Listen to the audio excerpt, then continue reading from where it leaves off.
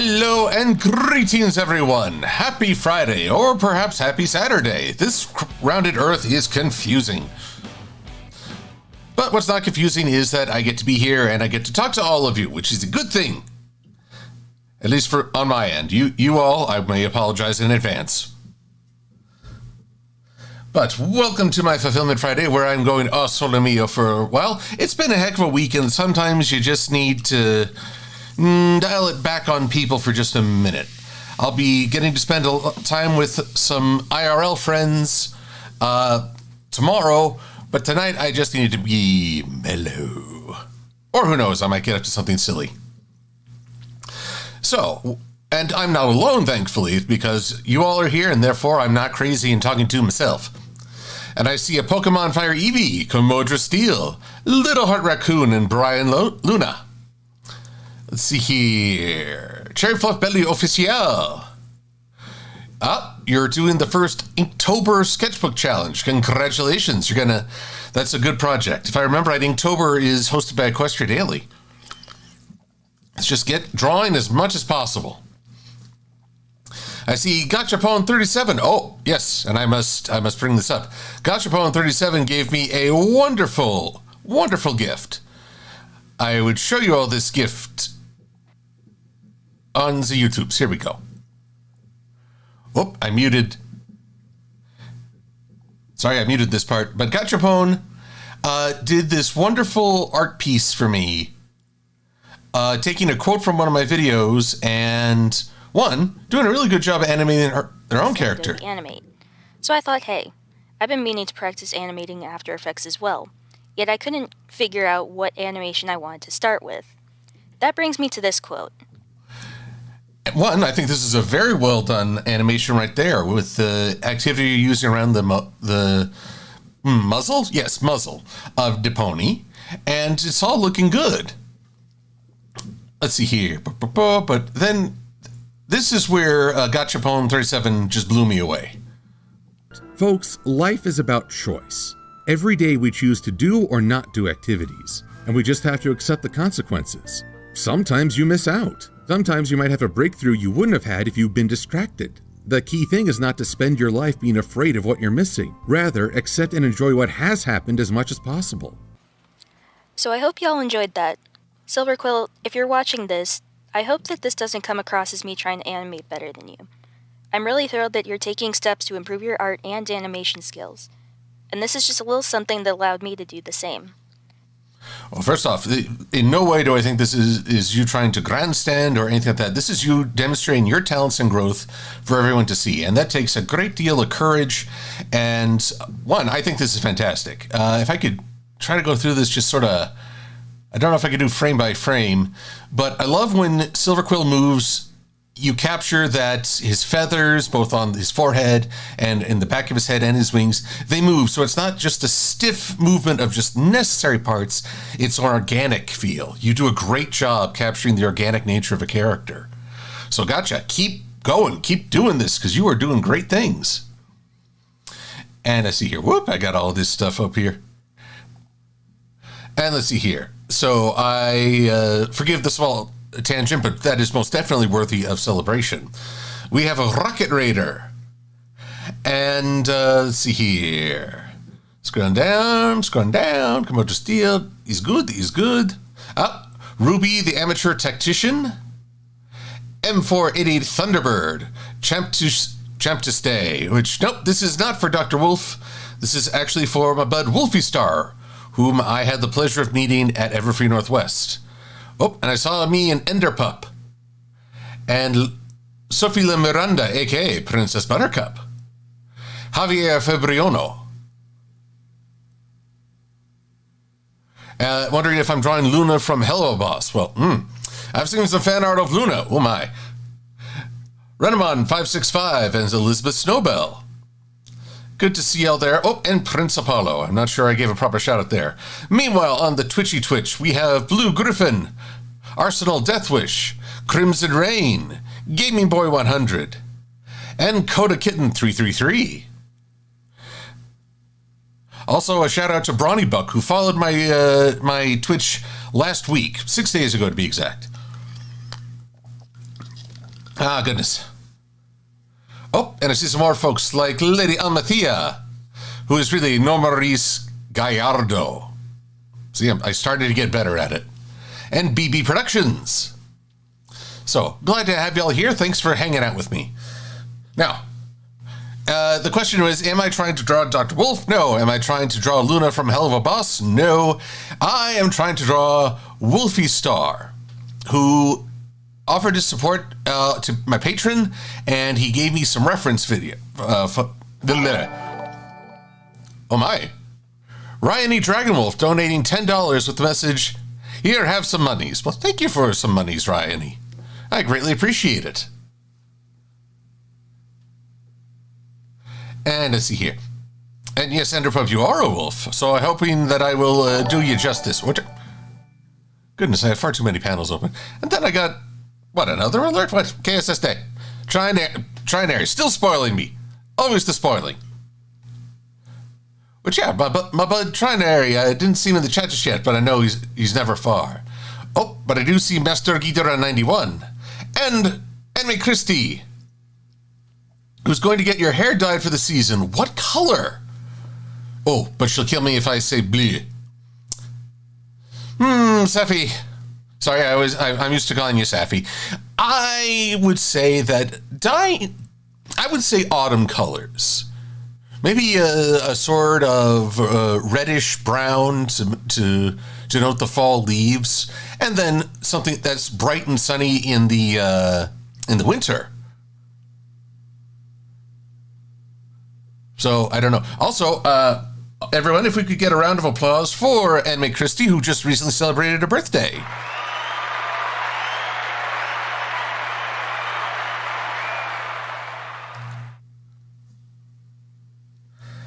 So, happy birthday, Safi. I realize I'm a little late. Apologies, but I am glad you're part of this world. And I'm glad to have you as a friend who I occasionally drive crazy by talking with phonetics. And believe me, you don't want to hear me talk phonetics. It'd be like, oh, dizam. Not what? Crimson Rain 1199 donating $3 with asking, so Silver, if I were to design a set of 40k Space Marine armor around your hippogriffness, is there a 40k weapon you prefer? Maybe a jump pack? Well, I admit the addition of wings makes jump packs a little awkward. Technically, it's supposed to be able to fly, but then I rarely do. Warhammer 40k. Okay, I played Space Marine. Which, by the way, is getting a sequel soon, and I'm going to be playing that as well. So, where you're playing Captain Titus, and I got to say, the Thunderhammer jetpack combo was so much fun. That was my favorite part. Anytime you could get that hammer and that jetpack, you'd be going, woo-hoo! Skip the morning commute, death from above. Make him squishy. Everything trying to kill me is just squishy. Let's see here. Now, on the screen, we have right here, this is Wolfie Star, and we have two renditions of him. According to Wolfie Star, these two versions are his work, and these two is from his friend Saliz Violas. I have probably mispronounced that terribly. I am so sorry. I did the best I could. Now, I'd say Saliz drew a lot of inspiration from the show, especially in the muzzles. If you look, I'm on the wrong window. If you zoom in and you look at Wolfie Star's renditions, he's got a much more rounded muzzle. Why am I having trouble saying muzzle tonight? And over here we have a more pony-esque stallion flat muzzle. Also, I'm very impressed at how you both drew not only the hooves, feet, but you also duotone them, which I can say from my own experience is maddening. It's absolutely maddening. Trying to draw a Sunburst with his duotone hooves, you basically have to draw two versions of the hooves, line them up, and mask one out. So you have the red and the white is partially masked out. It adds a whole new level of Kush McClaver. I got to share that term with my friend, Mad Munchkin, She had never heard of it, but it's a Scottish term. We thought of the evil wizard Cush McClaver. It just means a big brouhaha. Master Gator 91, wondering if I've ever used a 3D printer before. The answer is no, but I have had the ability to see them in action thanks to Fiara the Tank Girl and her crew.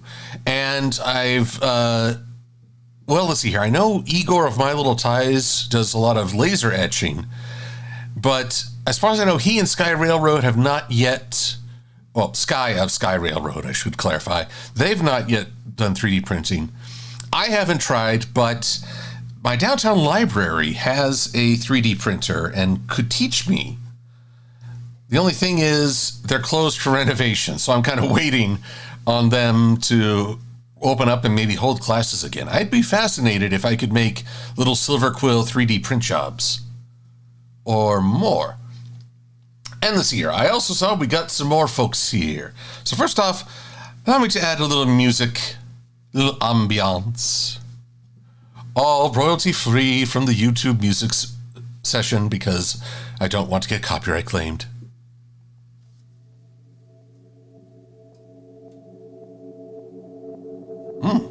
Whenever with a nice mellow just to start us off. There we go. Let me know if you can hear this and let me know if it's too loud. I hate it when I do that. But let's see here. The Jonah of 1527 is recommending a band called Poor Man's Poison. Poor Man's Poison.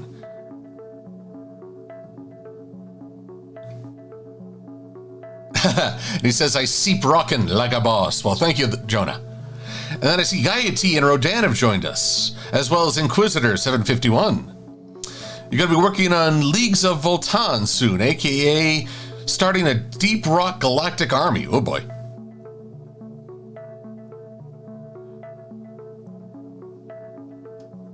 Okay, so let's get started on this, because the goal here, as far as I can tell, is that Wolfie Star is part wolf, part pony.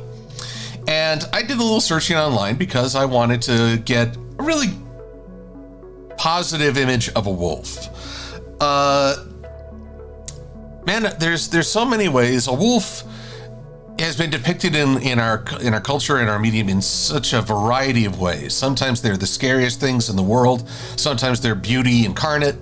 Often there's something in between. This Halloween, you might want to look into a story called Wolfen, which, well, it's basically wolf spirits hunting in a city. And there's both beauty and fear in that. But I wanted, the image of wolves running to me is just fantastic. I think that they look just magnificent. So we're going to see what we can do to blend pony aspects with this running wolf as a reference. So, wish me luck, everybody. Oh, and Emma Christie, you've done wolves in your repertoire. Excellent. Oh yes, Gachapone. Wolves are much bigger than I think people realize. How shall I put this? I was part of a writing group for a time, and one of the people writing there featured a wolf in her story.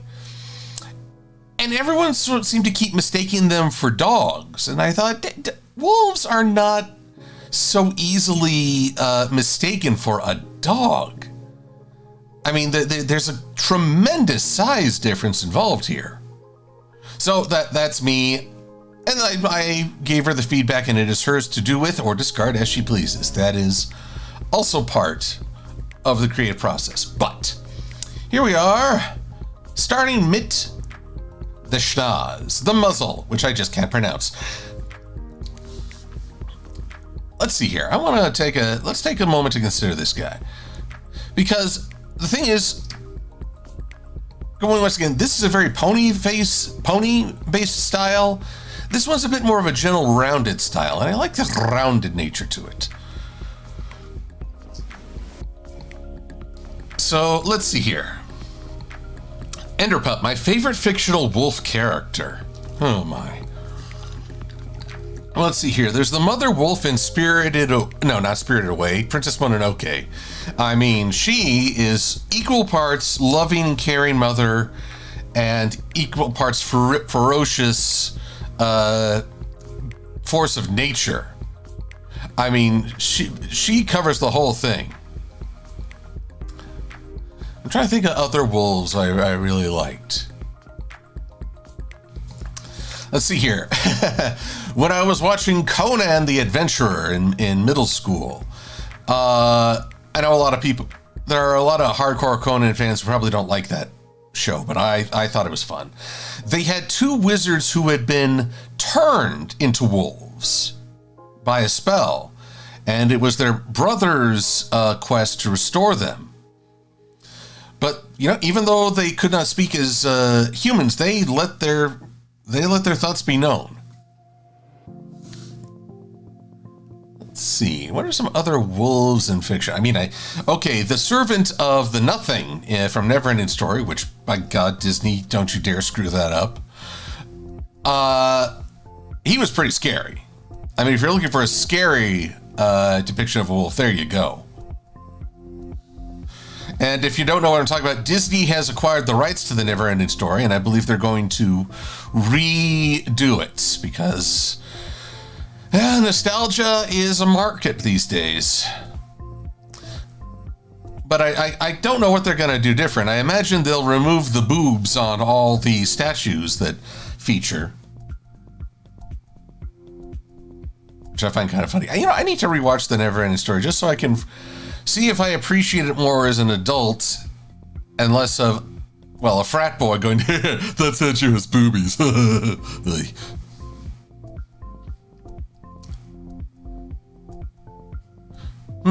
As Elizabeth Snowbell, Yuki and Ame. I'm not sure I've seen those wolves. I'm guessing they're from an anime.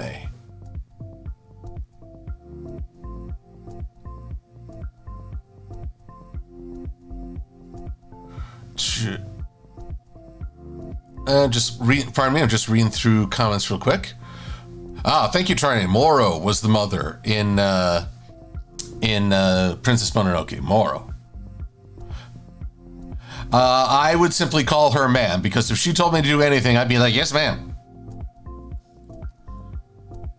Big old wolf, big enough for an adult to ride on, and she is just... She tells you silence, you silence. Let's see, I'm going to bring this in just a little. And Emma Christie, I appreciate the offer. I may need your help figuring out some good art alternatives, but right now this is the experimentation phase. And this is why I love vectors. You are free to experiment and do or not do as you please, undo as you please. I wouldn't have this sort of freedom with pixels like in Adobe Photoshop. That's not a diss against Photoshop or anyone who uses it, simply that this is the feeling I enjoy as I try.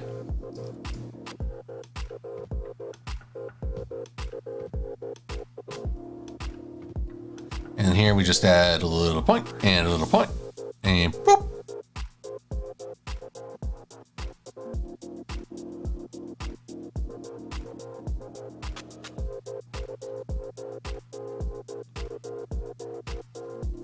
Give that a little thing, and then now let's see here. Let's see. One of the best things I discovered in vectoring was the ability to taper a point, which you can do with the width tool. Let's see, it's right over here. Nope, that's not it. Yep, this is the width tool. With it, you can expand or shrink a stroke, including tapering it off. And that comes in very handy for this, because look at how these are accidentally causing a weird square. All I gotta do is shrink this taper down and then extend these points, and boom. Problem solved. Oh, I see the same problem over here. And for anyone who wonders, how can I get on the with tool, I just hold that, press Shift and W, and that changes the tool for me.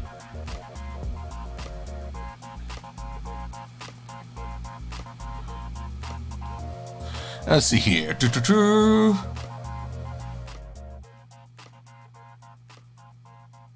Let's see, I wonder if Elizabeth's followed up.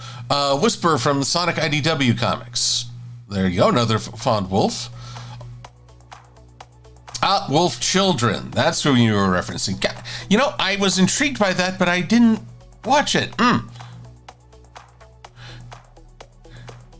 Here's the thing, folks. One of the things I've come to realize lately, I appreciate all the suggestions and encouragements to watch this, that, and the other thing. But I realize I need to make time to watch just what I want to watch. And if a friend wants me to see it, then I would rather make time to see a show with that friend. As I got to see The Good Place with Trinary after last year's Cider Fest. And I got to watch some of Avatar: The Last Airbender with Sweetie Bloom on our trip this summer. As much as knowing the show would be great for, being part of the discussion, I find it more wonderful to see it with the friend and be able to share that experience.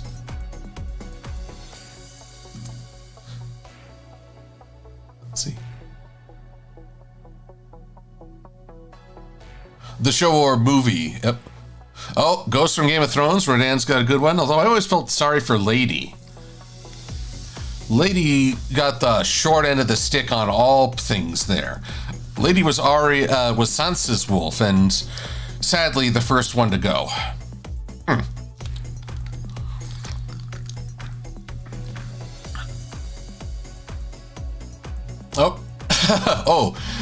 Christy, you need to talk with Trinary about The Good Place. You two, I think, would have tremendous fun discussing it. So I gotta get y'all together somehow so we can talk shop on The Good Place. Now, the reason I'm saying this is also a reflection on something that happened this week.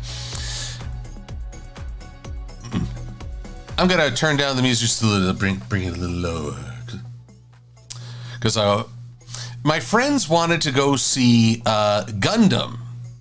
What was the title? Sonoza's Island? Gundam Island movie. Gundam Kukuru's Doan's Island. Yeah. Unfortunately, they wanted to see it Tuesday, and I couldn't because I had the wonderful opportunity to celebrate my mom's birthday. I was hoping they could hold off till Wednesday, where we could all see it. And, well, for various reasons, they couldn't. So they saw it Tuesday, I saw it Wednesday. We'll talk about it this weekend, I'm sure. But part of me did regret that I was there and not having the presence of friends to watch it. A show is more fun, I think, with people. There are some shows where if you want to get really deep and really immersed, maybe it's fine to go a solo mio, but by and large, I like to see movies with friends.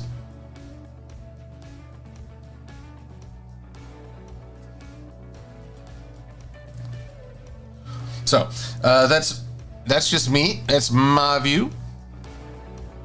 Also, I should say that the Gundam movie was a lot of fun. They added a unique amount of characters just to get some mobile suit action, what was mostly a human character story.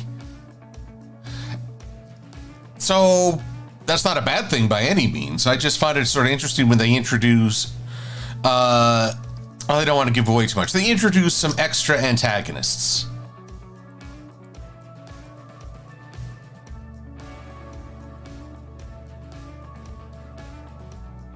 Now, let's see here.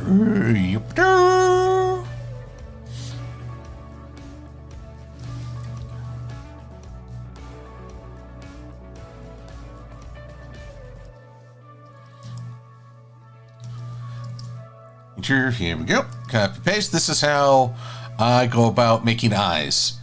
I copy the white layer and put it on top and use it as a clipping mask. So now,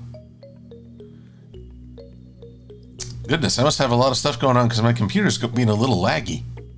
Actually, I think I know what it is, but we should be okay. That said,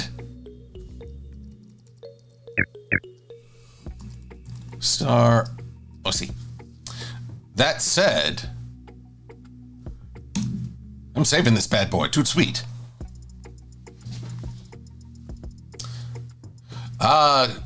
Christy, I wonder if this old man has any plans for the spooky month. Well, I'm still doing my animations with Silver-Quill, and I think the next step is to put him in a review, a short one. And I'm going to try and do at least one new review, at least, but not for Pony. This will be a show from my childhood around Halloween called The Night Dracula Saved the World, or also known as The Halloween That Almost Wasn't. I don't know if anyone remembers that. I won't blame you if you don't, but I saw it like clockwork every Halloween for most of my childhood. Oh, not content-wise, IRL-wise. You know, I'm not sure. My friends, there is this Halloween block party on Oneida Street near where I live. And these folks pull out all the stops. It's magnificent. I don't just mean like, you know, some scary tombstones or a little dry ice.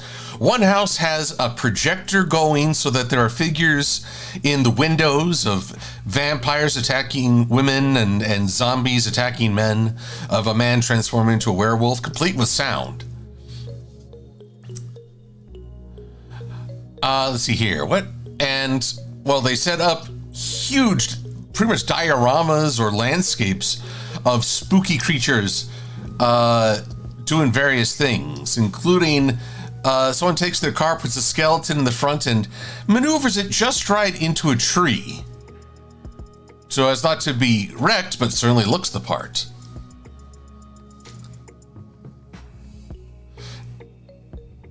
Let's see here. Oh, a chap to stay wondering, am I a dog or a cat person? Well, by virtue of allergies, actually I don't know if that's a virtue, I am a dog person. I'm afraid if I'm near a cat, I get terrible irritation around my eyes. I mean, I get really, really almost pure red. And it is not fun, which is unfortunate because I know cats who are full of love and affection. They're the best thing for their owners. One of my best friends is a cat lady, and we get together every Sunday just to have lunch and catch up. But I sadly can never be a part of that troop. But also, I do love dogs immensely. I still miss Wrigley, whom my golden, who we sadly had to say goodbye to last year. So, in fact, I still say that every morning almost. I miss you, Wrigley.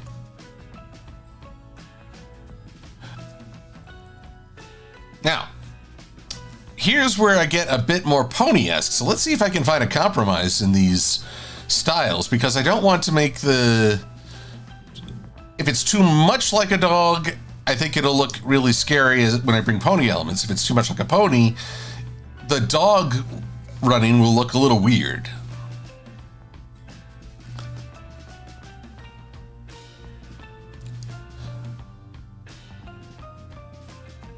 So I'm grateful for the music, for it lets people know that no, the stream is not frozen or died. I am just concentrating.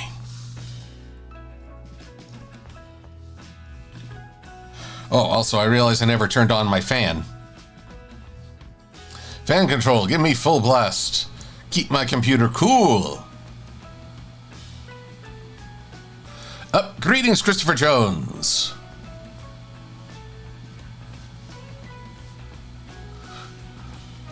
Oh, Christy, you're going to get a big old doggo? Marvelous. After graduation, that's a good plan, because Dogs require, they're a pivotal shift in your life. And I think if on top of after graduating, that's better than during, because that's too much going on at once. Also, I do like your thought.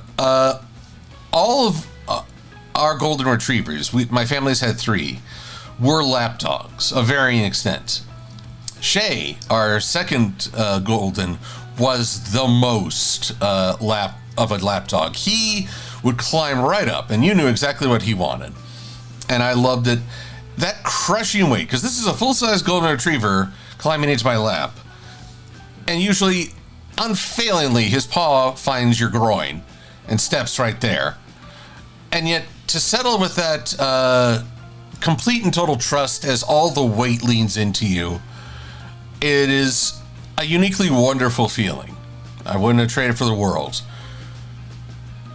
I just would have to settle with my voice raising an octave or 3.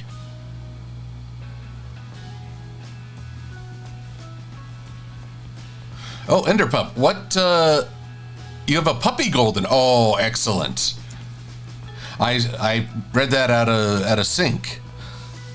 I was about to ask what kind of dog, but there's like, oh, puppy golden. Well, let's see here. You mentioned he is, oh yes, golden puppies are very naughty growing up. They are, as my mom said, they're lucky they're so cute. Otherwise, you just go crazy. Like, cuteness is their natural defense against all their offenses. But they learn in time and they figure things out. You just gotta, raise them, discipline them, but also let them know that it's never resentful. Give y'all a story. My brother has a dog who is a Carolina dog, and I resent how unoriginal that name is. It seems whoever was breeding these dogs, apparently in Carolina, really had no imagination as far as naming. I mean, that's just a step away from calling your breed a dog. But I was dog sitting for him one weekend, and we were playing fetch, but he got a little overexcited, and instead of going for the tennis ball, clamped onto my forearm. And I got some bruises off that. But after the initial explanation and, just demanding of him, what was that? He hunkered down and pressed his chin to his paws and looked up at me like the pinnacle of the embodiment of penance. And I said it was okay, come on, get up. But we weren't done until he jumped up and gave me a hug. He rested both paws on my chest and pressed his head. And I gave him a hug back. He's the only dog I know that really likes hugs. But I really enjoyed that. Granted, I didn't enjoy the biting part. That's a whole other kettle of fish. Why did I bring fish into a dog story? I don't know.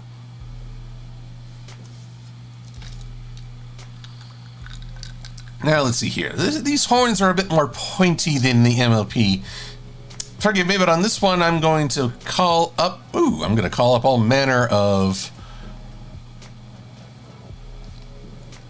let's see here, vectors. Stallion. Goodness knows I've drawn enough stallions for a library. And make sure I'm keeping everyone. Let's see here. Oh, we've got some game countdowns. 40 days for God of War, 42 for Black Panther 2, both of which I'm looking forward towards. A guy very much in the camp that likes Kratos a lot more in these recent God of War game than his original trilogy. His original trilogy, he just basically killed everybody, even the people who wanted to help him.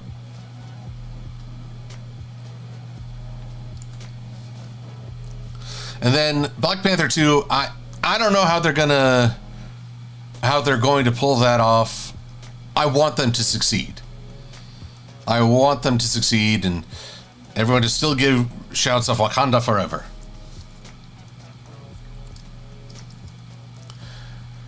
Now then, 43 days for Pokemon, says Arsenal Deathwish. And, well, I admit I haven't played a Pokemon game in a while. I'm still repeatedly stunned by how many there are now. Like 834, is it? Probably more at this point. Have we crossed the 1,000 Pokemon yet?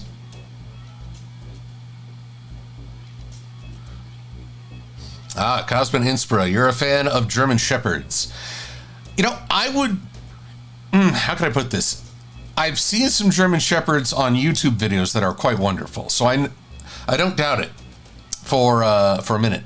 But I'm afraid my own history with German Shepherds is pretty limited to negative events. We had this one neighbor, crazy neighbor, who took their home security very, very, very seriously. They had Xena, the warrior German Shepherd, who they said she will bite you and she will attack, and they left their front gate open far too many times for Xena to come running out and let everyone know to back off. So we quickly developed a dislike for Xena. And unfortunately, you know how it's like, if that's your only experience with a certain breed, that's the default. That's not fair to, when really I think it's more the parents of the dog who were bad owners. But I wish Xena weren't my only real example of a German Shepherd. Let's see here. Arsenal Deathwish is, there are 900-ish.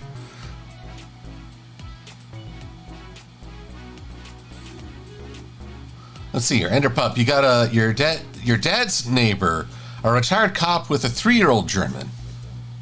Now, I know Germans are so fiercely loyal, and I believe that's why they work with the police. I wonder if that German Shepherd is also a police retiree.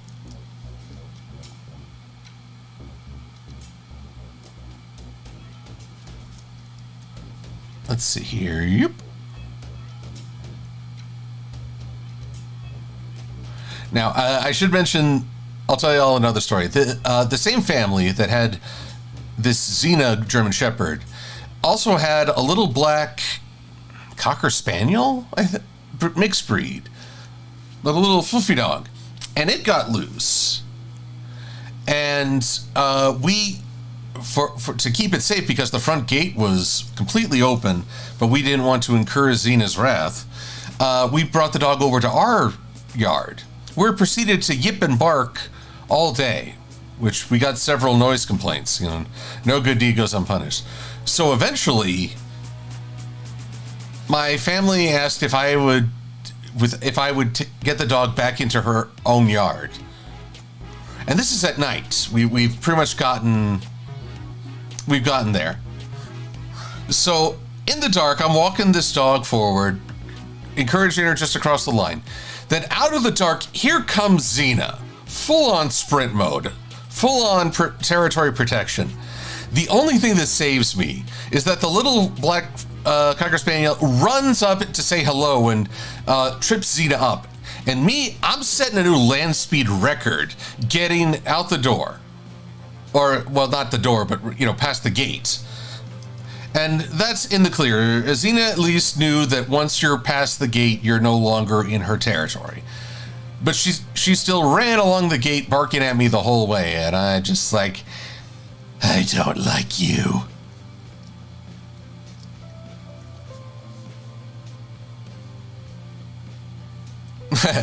It's true, Trinary. Out of the dark comes Xena. That would be, I think, a lot of fans' dream.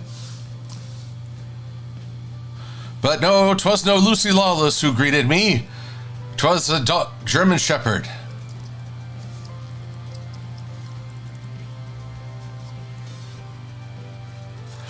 Silver-Quill, the OC begins. That's right. Develop a chronic fear of dogs as both a bird and a horse.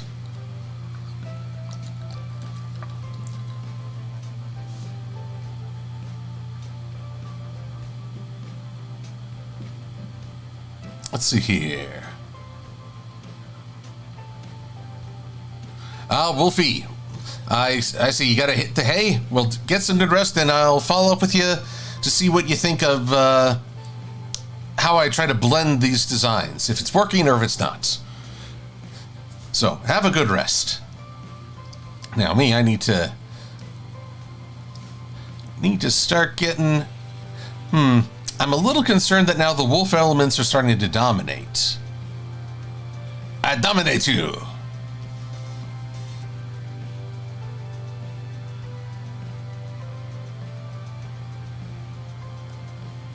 So let's see here. Let's see what we can do to bring a little bit more pony back into this.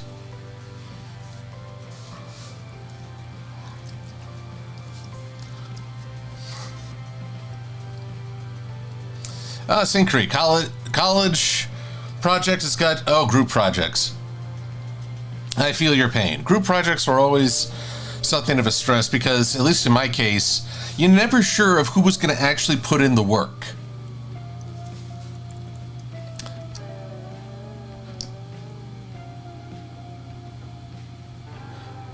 Sometimes there was a balance, and sometimes, one guy was a freeloader. But you're bringing up a fond memory, though. For one video project, as part of my video broadcasting degree, we all had to break into a group to create something.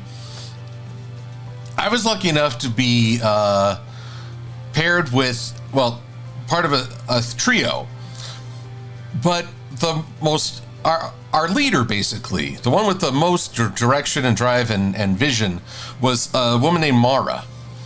And she knew how to get things going and how to encourage and put things together. She also took on a frightening workload very, very often. So by the end, we settled on a team name. And apologies for all the younger people in the audience, but we were known as Mara's Bitches. And we were proud to be called such.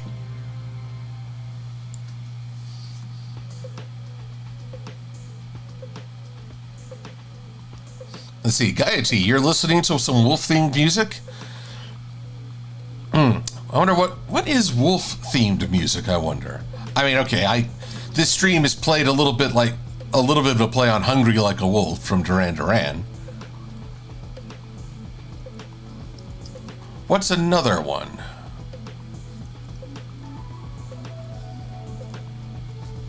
I wonder how Mara's doing.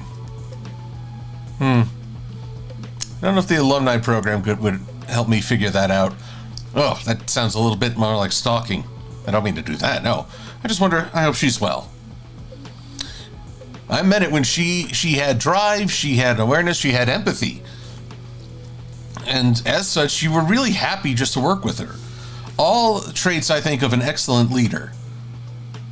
So I firmly hope she is doing well and just having a great success with whatever she does. Now, I should mention in that same video class, there were several people whom I despised working with because, they didn't want to go into video production of any kind. One wanted to be a sports agent. One wanted to be a mountain rescue worker. Which, when I thought about it later, I was like, why didn't he sign up for medicine to first aid? Really, I think he just wanted to be a professional rock climber. But they didn't want to do anything in video, and so they didn't want to really work hard on the projects. Which, okay, you want this to be your easy degree, but then why are you making it harder for everyone else who really is trying to do a good job? I mean, I got no qualms with someone saying that they're doing this just for the degree. I do have a problem when that attitude means that they're basically going to be dead weight for everyone else. I guess the lesson I would put out there to everyone is if you're going to do something, give it your full effort. Even if it's not your plan for the future, give it your full focus and see what comes of it. I don't think you'll be disappointed. Now, I am a little confused right now. Why is this not moving? Is this part of a group? No. Strange.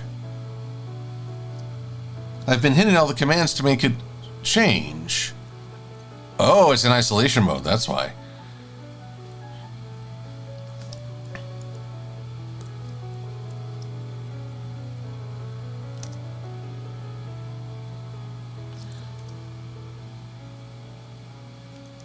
There we go. And you come over here. Okay, that's it for isolation mode. Ooh. You know, that sounds like, there's some days where I need to engage in that. Isolation mode, activate. I just need a little time to myself.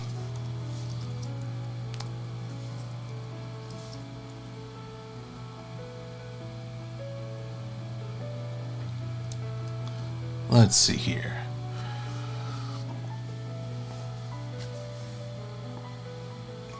Let's see, Inquisitor 751, you're more a fan of Wild Boys from Duran Duran. Yeah, I like a lot of Duran Duran, so... Let's see here. Gaia T has an example. Wolf Like Me by TV on the Radio. The Star Wolf theme, says Elizabeth Snowbell. Werewolves of London, The Wolf and the Moon. You know, honestly, I get the feeling I could put together an entire playlist of wolf-themed music with a little searching. Just a little.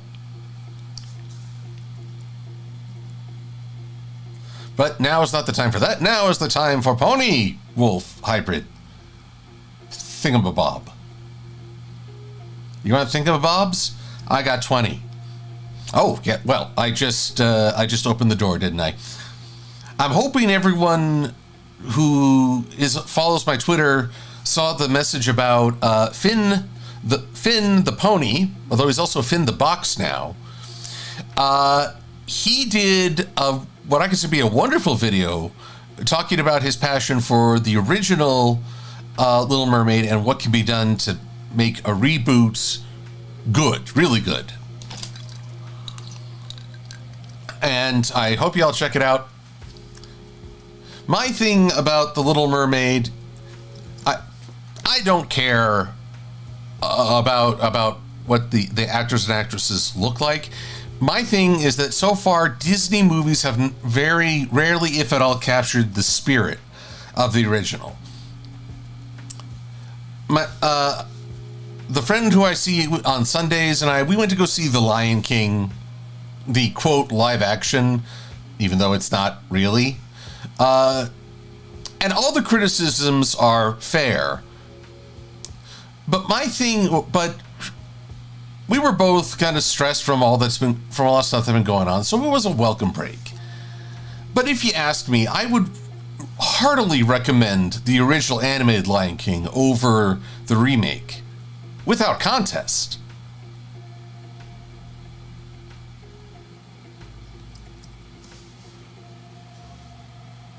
Blue Griffin mentioning the themes from Wolf's Rain. You know, I listen to that in the car sometimes. I forget it. Is it Yoko Kanno? Yes, who made that and did a fantastic job.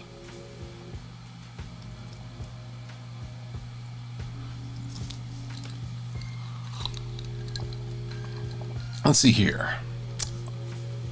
Here's a weird question. How far can a horse's hoof extend? Not that far back as far as I know.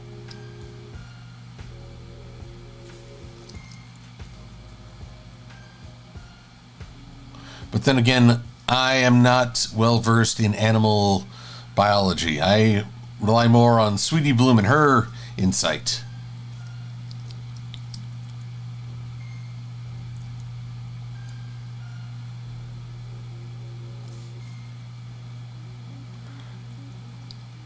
In fact, who was she talking with recently at Everfree? I think they were both commiserating over how there are many, many, many animal inaccuracies in Fluttershy's care of all the critters at her sanctuary.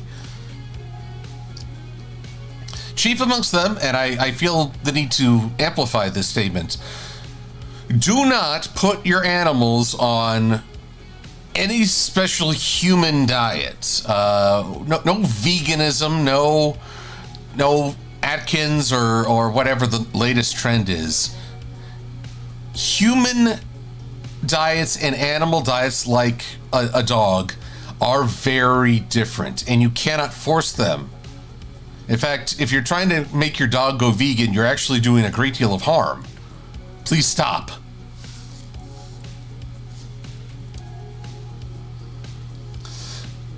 Let's see here.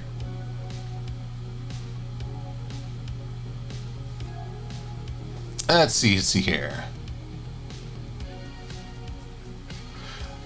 Gachapone, your brother and yourself laughed at the Mufasa death because of the direction, composition, and Simba's high-pitched near. Well, it's fair. I mean, I felt that the original Mufasa death was quite amazing, especially the shock on his face as his brother betrayed him. And I don't care if that's a spoiler. At this point, I feel like you can't get mad at me for spoiling that. But where was I going with this? But yeah, I can see how it just doesn't have the dramatic impact. All right, I took my grandmother to see the animated Lion King when it was re-released in theaters. And this is a sign of how wonderful a woman my grandmother was. She was more concerned for the little boy who was crying over Mufasa's death than her own entertainment. She just wondered if he was okay. So that was my grandma, who sadly is also no longer with us. But I think she set a good example for everybody.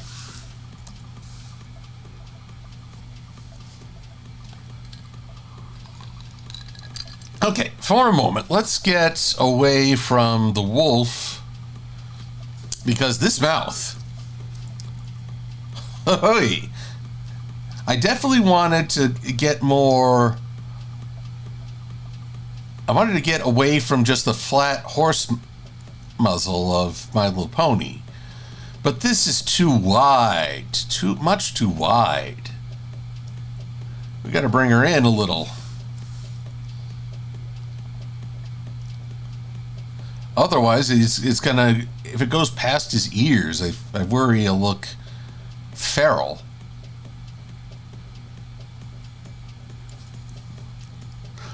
Oh, I thought of another dog, wolf rather, I really liked, but I don't know if you all know this story. Jim Henson created a short-lived series called The Storyteller. And in the story of The Boy and the Giant, a young prince accidentally unleashes a terrible giant from his prison.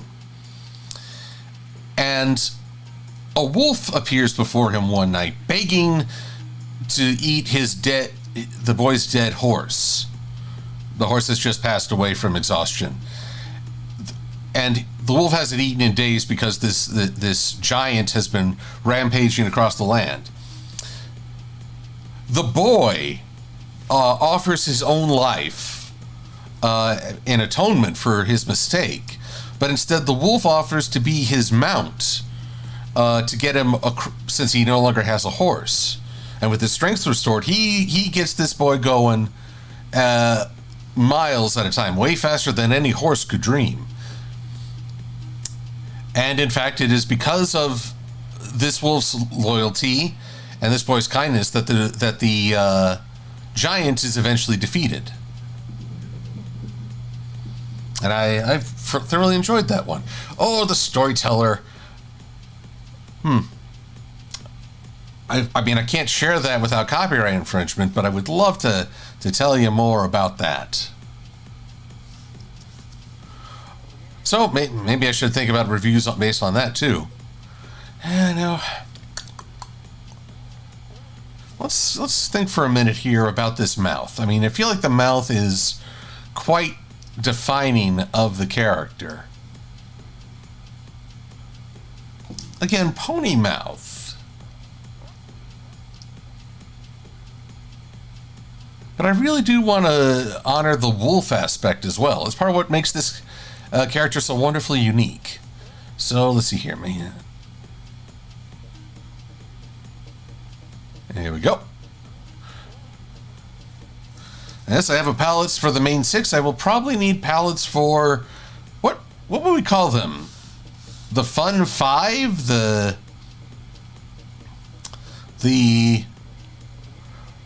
reforming. It's a quintet. The quizzical quintet. Ooh, the quintessential quintet.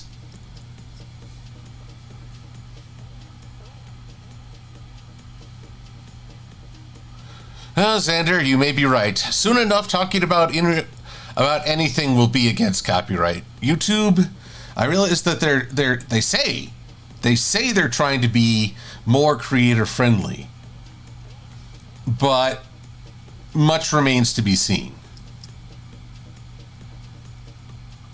Let's see. I just feel like a couple of fangs.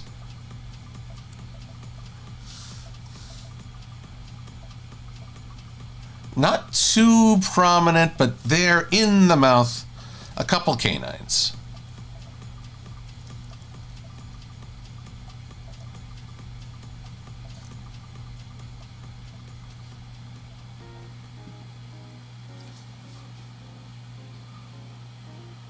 Trinary, you've just given the Transformers fans something to ponder. A quintesson with the 5 faces of the G5 ponies. I don't know how any of them will handle the Izzy face. And I feel like the Pip and the Zip faces would want to be on opposite sides just so they could have their independence. Though that doubles back to Synchree, who wanted to know what I thought of the of chapter 2 of Make Your Mark. Animation-wise, I found it a fantastic improvement over what we saw in chapter 1. I feel like the staff were perhaps given more time to work on this and maybe had a little better comfort zone, or perhaps learned from their mistakes with chapter 1. Ugh. Speaking of mistakes.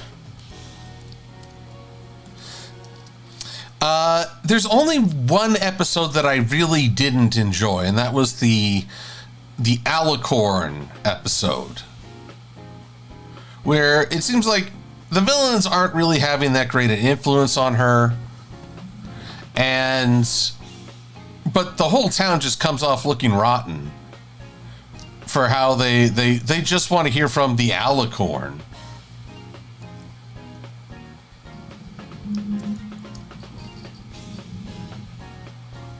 I guess part of me did like seeing the model pony from the movie. I forget what her name was, but she was the leader of the Fantastic Four, or whatever they called themselves. But even she became a jerk quite quickly.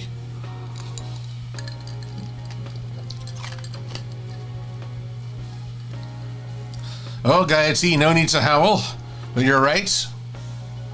Saving is important. 17% done. Huh.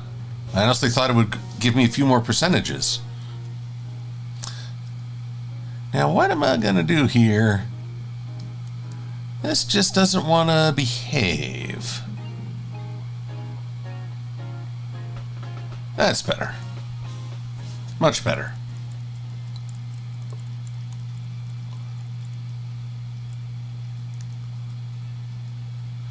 Okay. Let's see here. Okay, you can stop zooming out now. Illustrator, come back to me. Come back. There we go.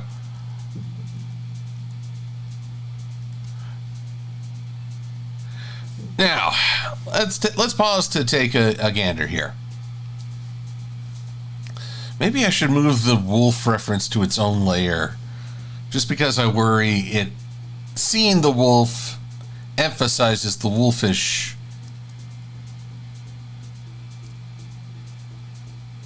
There you go, like that. Ah! What treachery is this?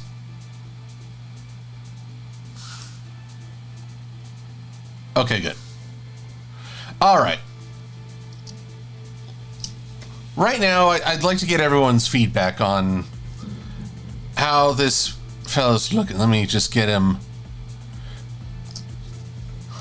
Haven't added the white fur along the torso and neck and lower mouth, but I'm not sure if I'm hitting the balance between a horse head and a wolf properly.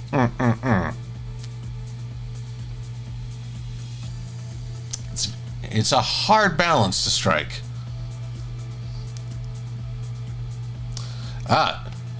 DJ Synchroman.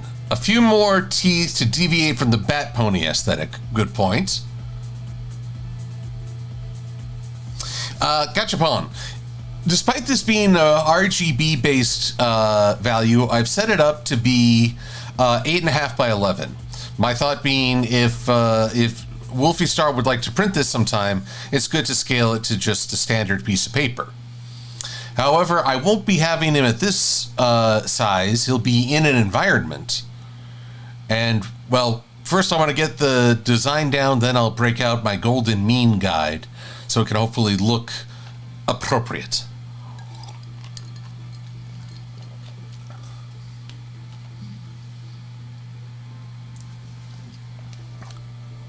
Let's see here. Do I watch... Champ State would like to know if I watch any animated story channels like Let Me Explain or The Odd Ones Out. Sadly, no.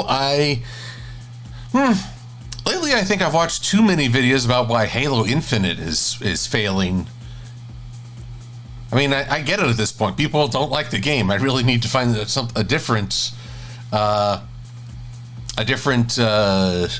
topic. I'll tell you one thing I'm trying to learn more about. When I watched Misty and Opaline, I was reminded very much of Quasimodo and Judge Frollo.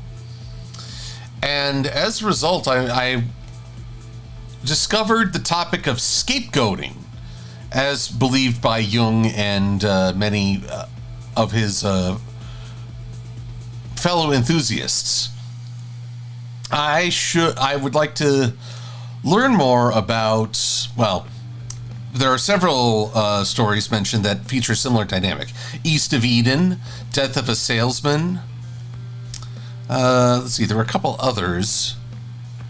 Obviously, Hunchback of Notre Dame. I feel like there was another that is escaping me at the moment. But basically, all of them are examples of a parental figure scapegoating against their child and the damage that can cause.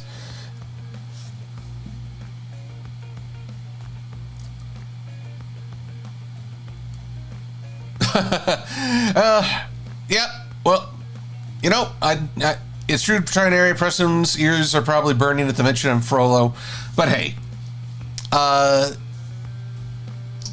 give it time. I never want to be that people should feel required to attend these. These are just fun hangouts, and well, they're a way to get me to make good on my promises to patrons, or to just keep working on projects. But I never want to hold people hostage to these things.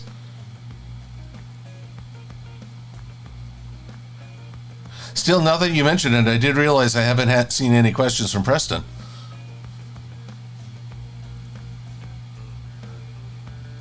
Gachapon, Mother Gothel, and Rapunzel might be one. I'd have to double check on that one.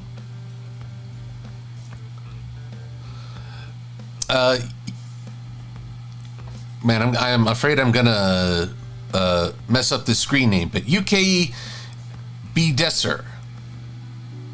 UK Bdesser. Burb. Saying that Judge Frollo is worst pony. I would not disagree. Any attempt to render him as a pony would instantly cement him as worst pony.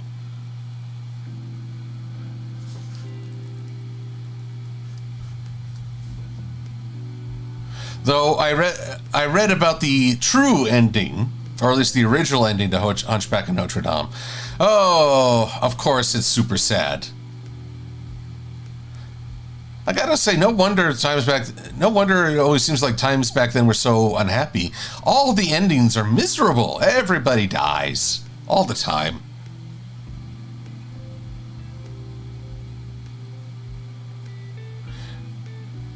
I know. Gosh, I never read this book, but I was told that there was a story about a young man who tries to write the entire literature industry asking that they stop killing the dog in the stories. Like, Old Yeller, where the red fern grows, stuff like that. I would have backed that kid, in real life, I would have backed that kid 100%. Stop killing the dogs as a narrative of growing up. I get why it's done. I just wish it wasn't done so often. Again, because I'm a dog guy. Now what gives? Come on, illustrator. Why aren't you working with me? I feel like I'm Thor talking to his various weapons.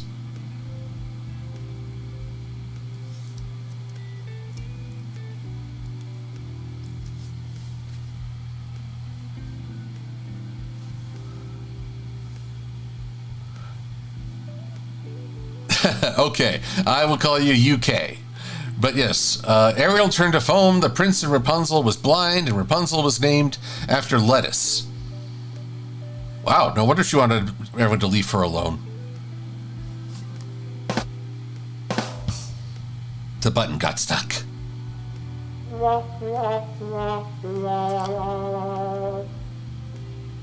Science Panda, only the worthy may wield the illustrator. Well, then I'm in trouble. I'm most certainly not worthy.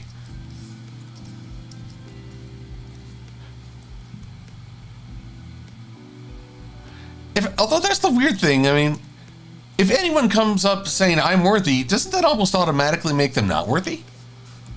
It's kind of a, I don't know, self-defeating question.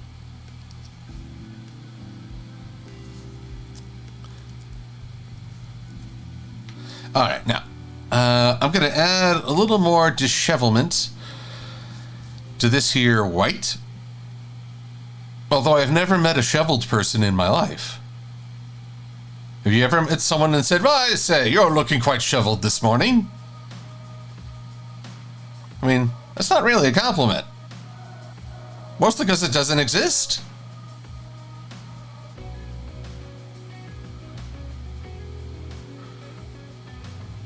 I mean, well, once again, sharing dog stories, both Wrigley and Shay had these moments where if you tickled their ear or gave them just the right belly rub or the conditions were just so nice, they would start giving this almost purr. A mixture between a purr and a grunt. And my family, therefore, would call them gruntled. They're very gruntled. If you're disgruntled, someone out there must be feeling gruntled. That's why I always hope I'll meet a gruntled postal worker.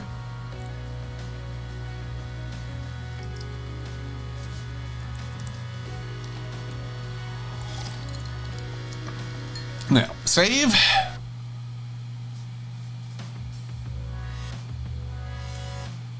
Oh yes, right there. I will do my best to stay whelmed. All the whelmage.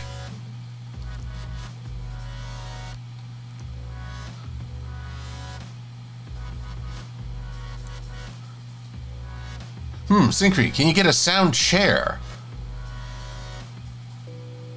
A sound chair? I mean, I know that there are probably chairs out there that are have like built-in acoustics. I wonder if there's... But I doubt they've had any chair that's designed to aid with live streaming. That would be ridiculous. And hilarious. I would like to see that. I probably could not afford it. I don't know if anyone has seen pictures of the Scorpion gaming chair. If not, I will enlighten you.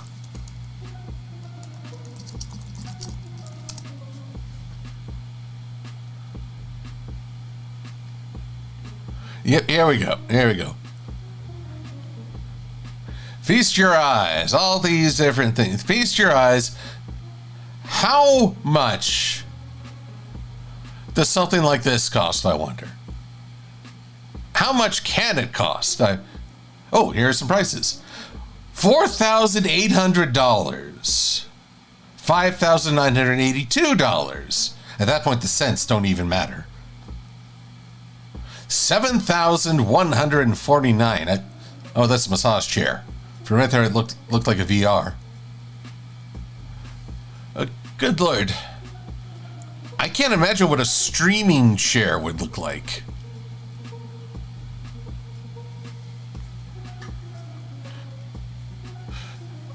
Cheaper than, let's see here. Cheaper than you expected, Gachapone? Yep. Oh, Enderpup's got it right, the Droidica chair. But I see why they called it a scorpion. Still, I saw Honey, I Shrunk the Kids. A scorpion thing's scary now. I don't want to ever be anything near something named after a scorpion.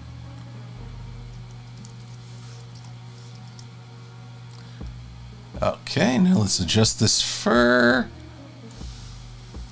Boom. And as mentioned earlier, let's get rid of the bat pony aesthetic. But let's look at our Wolfie reference again for a moment. It's funny, even with those very impressive teeth, fangs really, on display, this wolf just looks happy to be running. That's what I'm getting from this.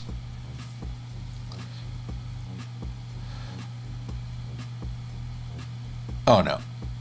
Okay, we're good. For a minute there, I thought I'd put all manner of traits on the wrong layer.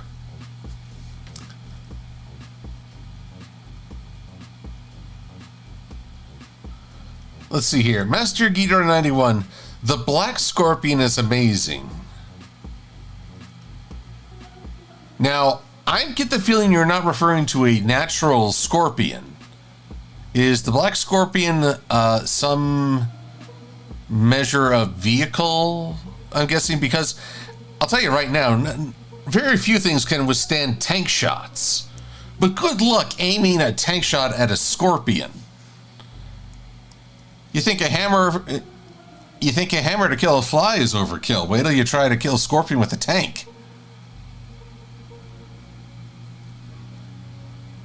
Here we go. What if we intersperse a few shorter teeth? Oh no, that looks more like he's been in a bad fight.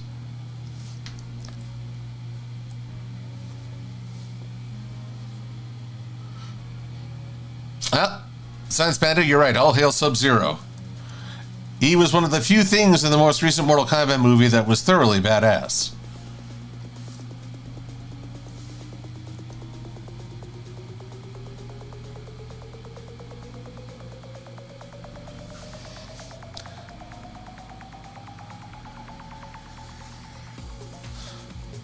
Now, when I think of that Mortal Kombat movie, funny thing is they haven't even gotten to the Mortal Kombat yet.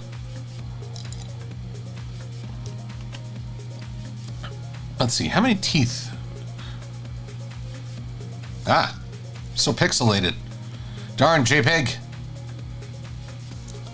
And I count 1, 2, 3, 4, 5 down there. Ah, where did you go? There you go. I'm just going to go with the 3s for right now.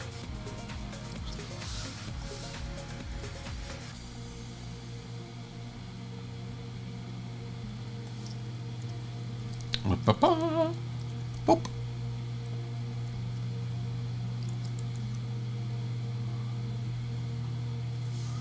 And a boop. See, I also saw suggested in the chat that I finished the other 3 legs. That will create a much more complete image for the character, I agree.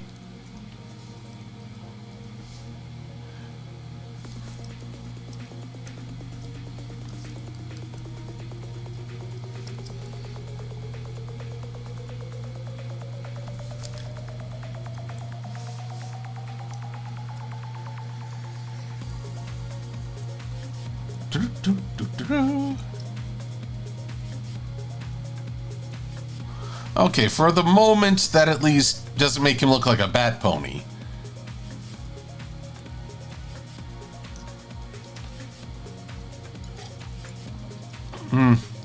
Still, I'm worried I'm letting the wolf dominate these aspects. Well, let's keep going and see what I can come up with.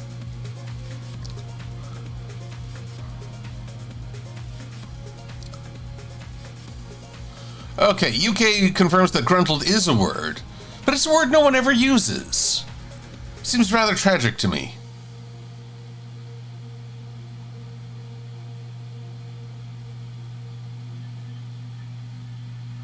Let's see here.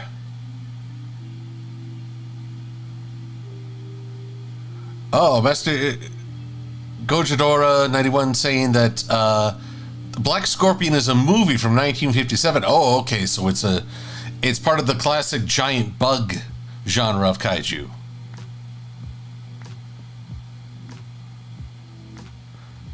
You know what? That's something I should watch with my friends. We haven't watched seems like the good season for kaiju movies. I mean, I know they want to watch like Halloween Kills and Psycho Killers and all that, but where are the good old cheesy giant ants and spot crickets? The ones that weren't on Mystery Science Theater 3000.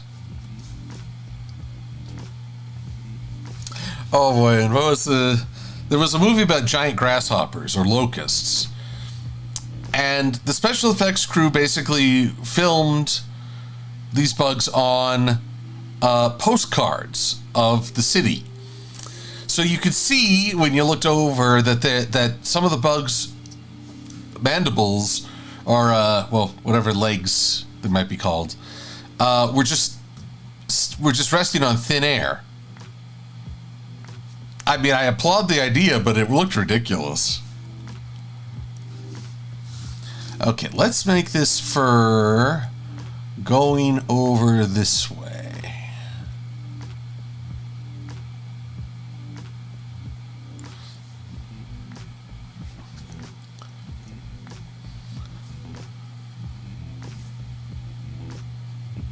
I like the beat of this music. It's very, just got sort of forward momentum to it.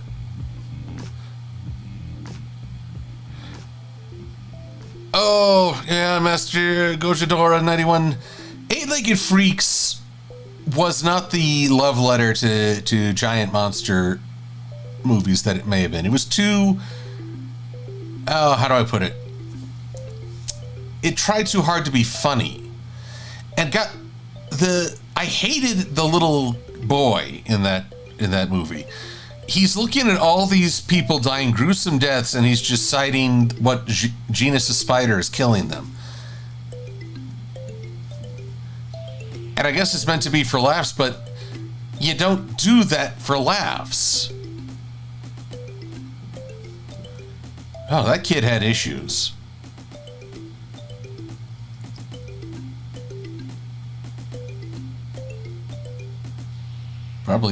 Kid probably wanted to start his own spider army by the end of it.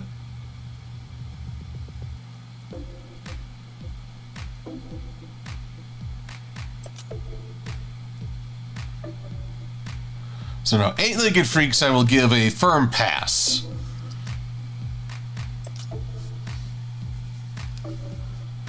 Hello, Crimson 3019. Welcome to the channel. Well, to my channel.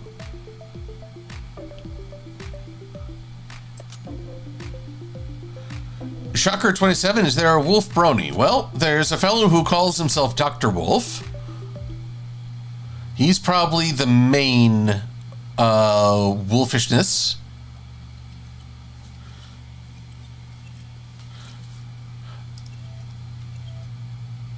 Though I guess I feel the need to emphasize, however, he is not a real life doctor.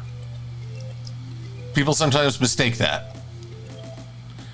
Don't let a screen name lead you down the wrong assumption.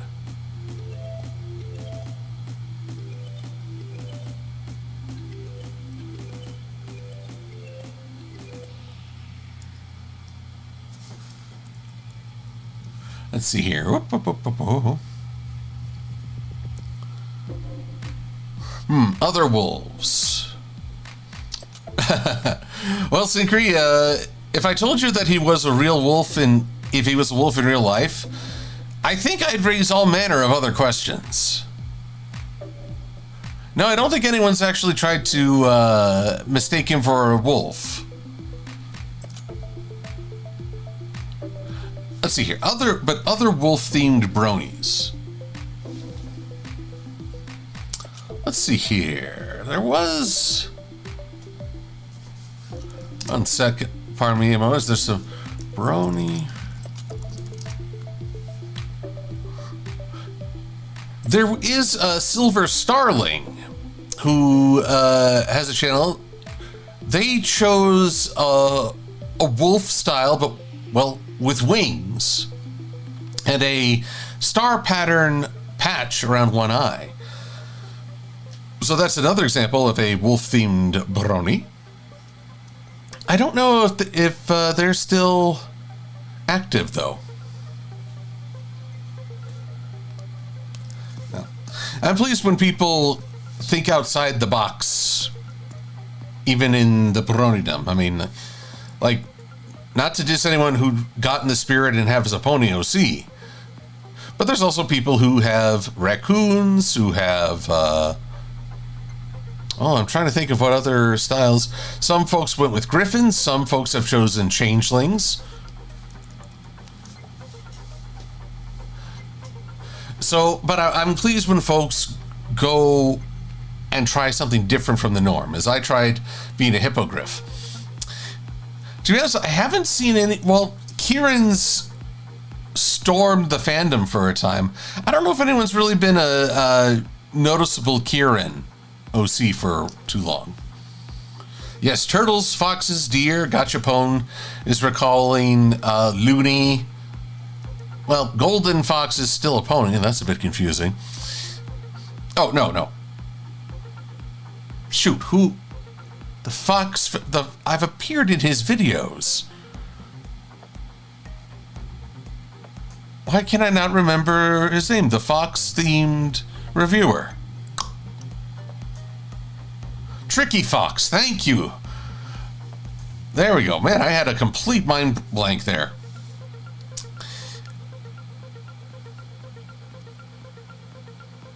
And let's see here. Boom. Oops, sorry. Now I've gone and... Yep, now I've done it. Now I've just lost my setup off screen so I can keep track of everyone. There we go. Now, can I remember Tyndaga's name as our deer reviewer? And yes, he is quite dear. Yes, I do remember Tyndaga.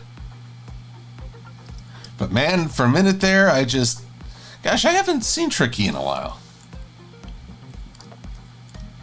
Again, I hope he's doing okay, too. Now, let's see here. If I cut this off, nope, that won't work. That will not work. Therefore, I must once again rely on the tactic of masking. I will hide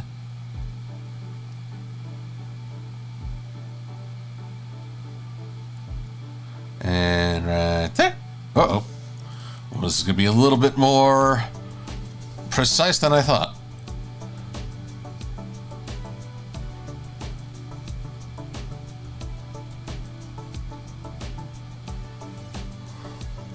Oh, I may have to work on an apology for Tricky for blanking on him.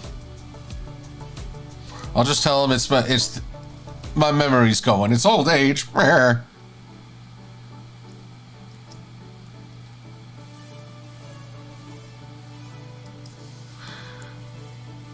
Okay, and, well, we got to give the same treatment over nya.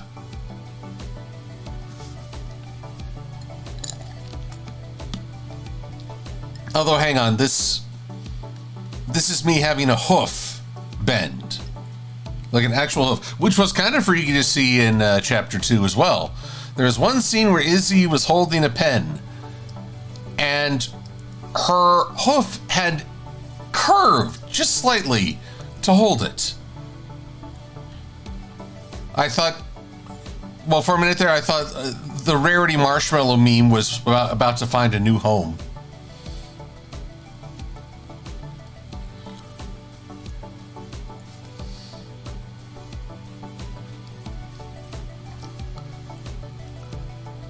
Ah, Rikaku, good to see you. I'm doing well.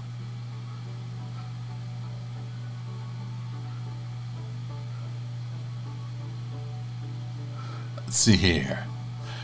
Just trying to, well, create a balance between wolf and horse, which is not as easy as I'd like, but, well, then again, if it were easy, it wouldn't be an interesting challenge, would it? Sometimes I want a challenge, sometimes I just want easy street. Guess which I get more often.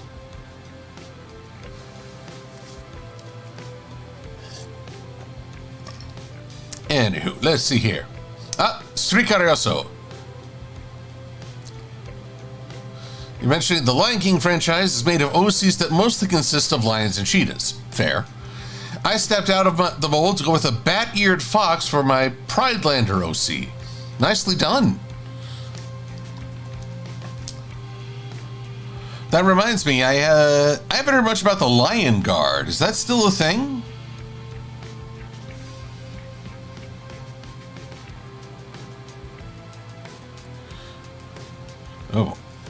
Oh boy, this thing's got so many width points, I can't really tell what's what.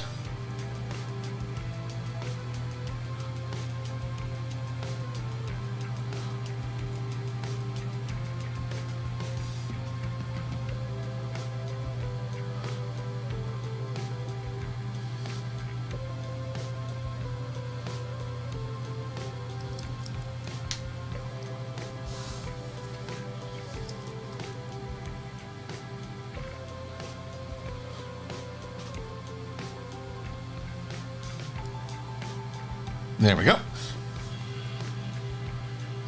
Oh, Aeon is asleep, you say, shocker. Well, good. He deserves a good rest. Actually, a lot of people I know deserve a really good rest. This week has been tough. Oh, you know what? I'm gonna bring down the music again because I don't want this to seem like dismissive or just an afterthought. I really hope everyone in Florida is safe and doing well in the midst of this hurricane. I think I'm too late to encourage people to leave if they're in danger. I have seen people trying to stand in the wind and like wave MAGA or American flags, and I just think, guys, now's not the time. Get out of there. So I just want folks to be safe. And yes, that includes the people with whom I disagree. Ooh, Brian, you had a headache every day this week? Have you talked to anyone about it? Like a doctor? That's, a headache every now and again is a headache, but if it's consistent, something bigger may be going on. I went to the doctor this week just because of dizzy spells. I will bring up the music for this because it's not a big deal. Apparently I get, even though I at one time was taking high blood pressure medication, now I need to dial it down because I get low blood pressure trying to get going from a low to a high position. So apparently I've been doing better on my self-care. So that's good, but now I get a little dizzy. That's not good. Oh, Xander, who was cursing me? I fear the list is too long to read.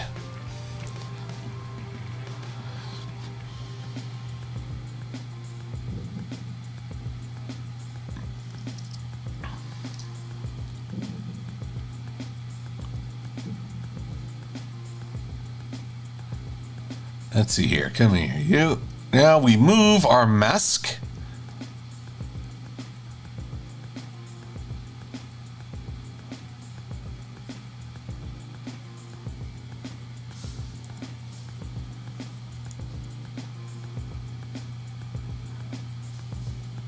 Let's see here.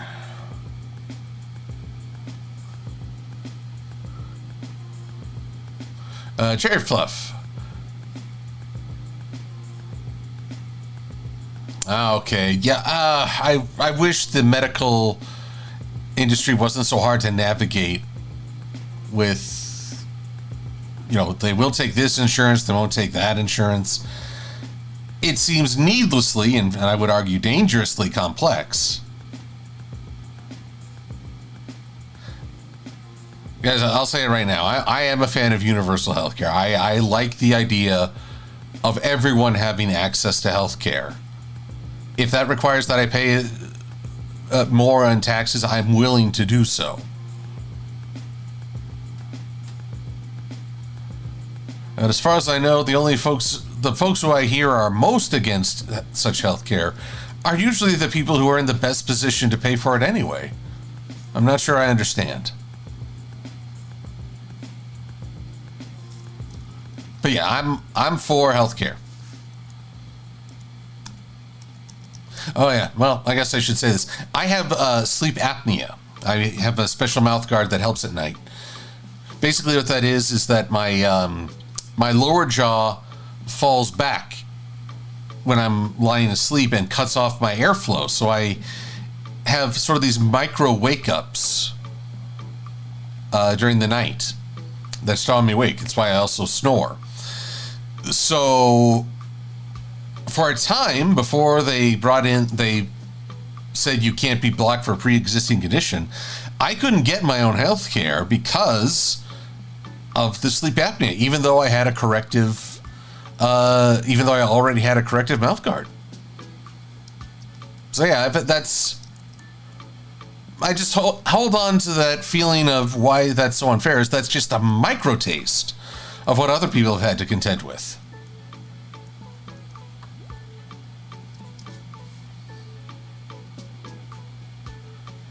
Brian, may I become cheese eternally gnawed by skeevers? That's oddly specific. Do you know that spell? Very specific. I'm calling shenanigans. I think Brian Luna might be a magician.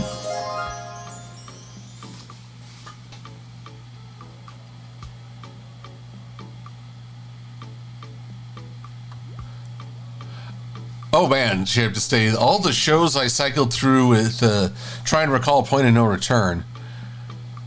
What were some of my favorite shows growing up? I mean, there was Thundercats and Silverhawks. Transformers. Transformers was the show for my childhood. There's no two ways about it. I love the Transformers most, which is why I took Prime's death so hard growing up. But man, you know what's funny? I can't even remember all the cartoons I listed in that scroll. Oh, pardon me. I've been tired this week, and there are several factors as to why, but here's the thing, everyone. I have a stigma about September. There are good things to it, like the birthday of my mother and of a good friend, several good friends actually, but it's also the month in which both my grandmothers passed away in different years. 2 dogs passed away in September. And it always seems to be one where misfortune is on the rise with even people I know. So I have a stigma about it. And the fact that today is the last day of September, tomorrow will be October. I'm kind of relieved. I know in reality that problems won't stop just because it's October. But sometimes it's just that mental reset. But it is my superstition.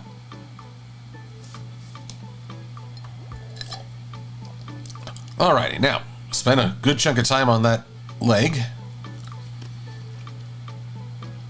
Let's have a look-see. Let's get the straight hoof going. Actually, I'm going to be a little cheaty on this one. For I am going to copy a stallion's leg. The treachery.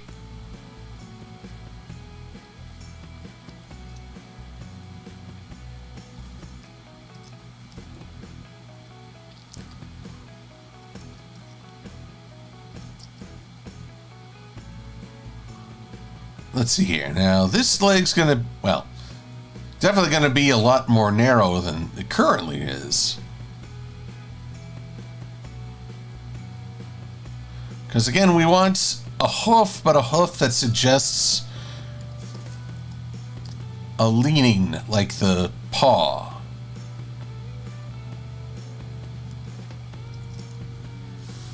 So, how's that? Better?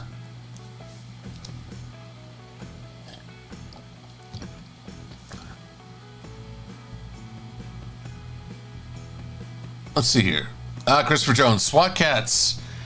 You know, I didn't fully appreciate SWAT Cats as it was airing. It was only when I watched people's videos pointing out that it was a much darker show, that even its second season got even darker still. Also, Calico Briggs, the deputy mayor, I would argue she's a very...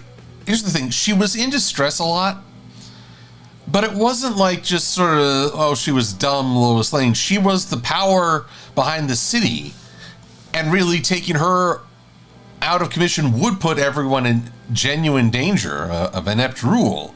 So I would argue she's actually a very good, positive female character. Now, does that mean she needs to be captured every episode? No.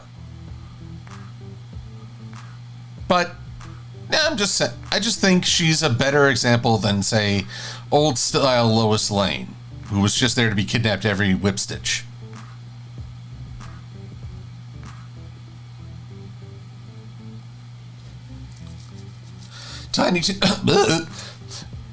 Michelle Miller, Tiny Toons. Tiny Toons was also a lot of fun. I know that they're rebooting it with right now, or wait, is it reboot or continuation? Because I know the big debate is that they made Buster and Babs actual family, brother and sister. So there goes the whole no relation running gag.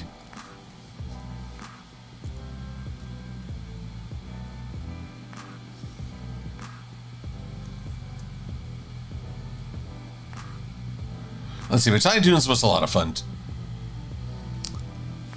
Let's see here. Oh, Trinary reboots. Reboot. Oh, there were so many good seasons until they got into that whole My Two Bobs nonsense, and then it ended on a perpetual cliffhanger, not even addressed by the new and infinitely worse reboot, The Guardian Code. I mean, if someone out there really likes that show, I'd like to hear what about it you enjoy the most. But I took a look, and it was definitely not for me, especially when they started making fun of the original reboot's fan base. I mean, there are some things you just don't do if you're smart. I remember when Voltron Force made fun of OG Voltron fans who were complaining about the show. I thought, the show producers are not setting the benchmark for maturity here, and you're actually coming off looking the worst for it as you present this straw man.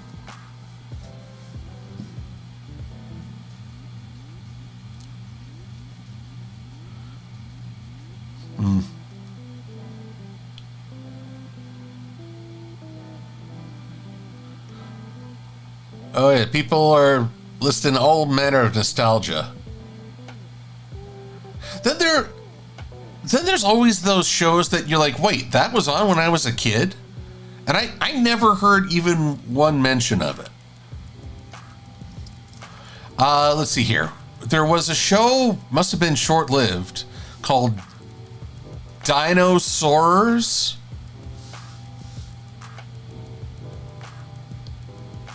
I never saw it, but it was a show about dinosaurs from another planet, and they befriended kids whom they named the Secret Scouts. And I'd never once heard a peep of it. I was rather startled. I'm a big dinosaur fan. You'd think I'd be all over that.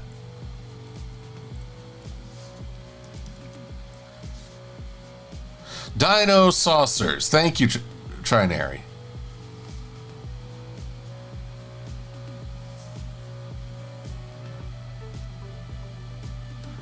See, Trinary and Brian Luna, I'm glad you both know what I'm talking about. I never saw it. I never saw a bit of advertising or merchandising or anything ending in ing regarding that show. I am perplexed. It's like one of those things like, how did I miss out on this?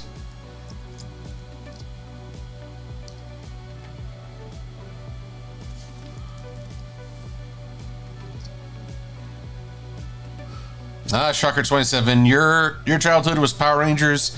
My middle school was Power Rangers, and I caught some flack for that because, what is it, middle school, even in the 6th grade, you're like trying to pretend you're older than you really are. One of the more heartening things I remember, this is kind of funny, the Angry Video Game Nerd did a video where he pulled out his old Teenage Mutant Ninja Turtle toys. And he flat out said, now that we're in college, we really don't care what people think about how old we are. And they did all manner of jokes with these Ninja Turtle toys. Not all of it safe for children, mind you.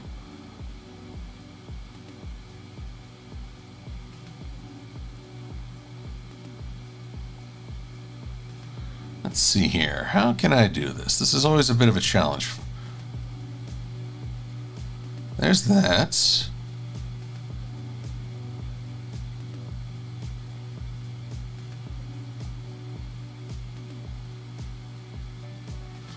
Let's see here. Trying to get this to cover up, but also not break the... This is where colored lines of My Little Pony drive me a little bonkers.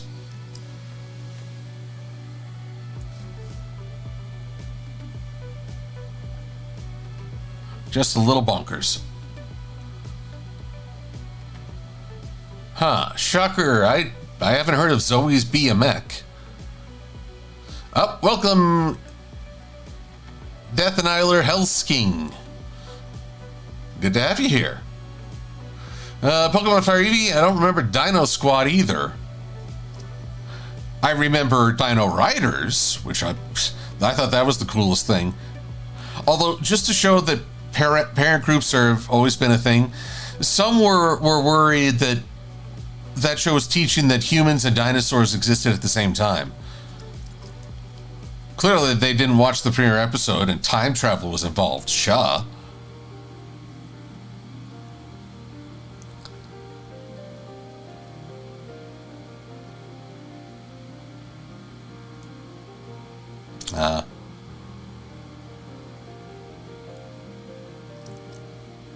Although, I only discovered some shows had more episodes than I thought, and thankfully they're here on YouTube.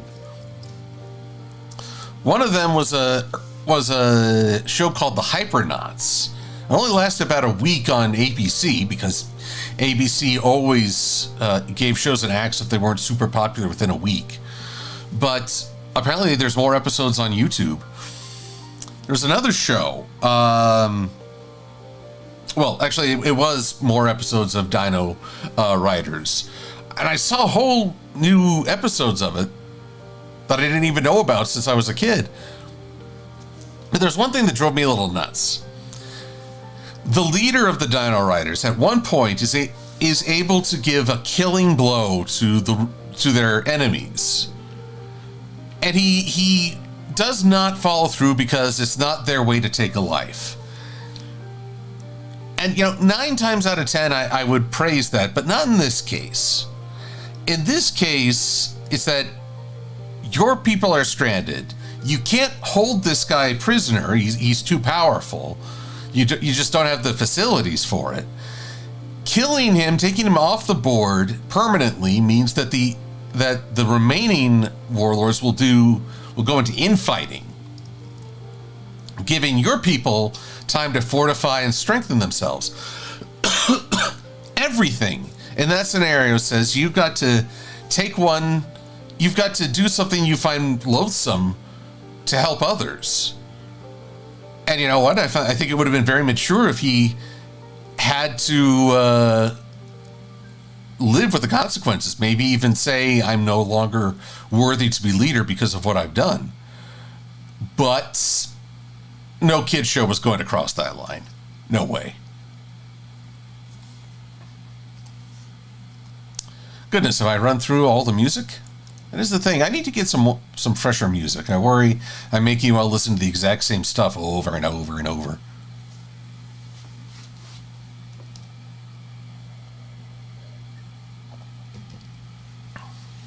Let's see here. Battleship Agincourt. I am a Marvel fan. The Daredevil series, the episodes I've watched. I didn't get to finish the whole thing. I got distracted and never made it a priority to come back, though I should. I thought they were really well done. Especially the episode that goes over his origin and shows him going in to rescue a child. I've gained appreciation mostly because of Jackie Chan for fights where the hero is not untouchable. You can have your moments where the hero is so hardcore fighter that no one can touch him, but I find it's the hero who can get back up after being hit several times that is way more worthy of celebration, and someone I will invest my time and interest in. And I find that was the case in Jackie Chan movies. Now let's see here. I only got about 10 minutes or so before we reach the top of the hour. Blue Griffin, you too are a Dino Riders fan. I'm glad.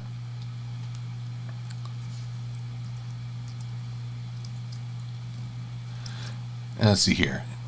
So, I think if I can complete this last leg of the race, I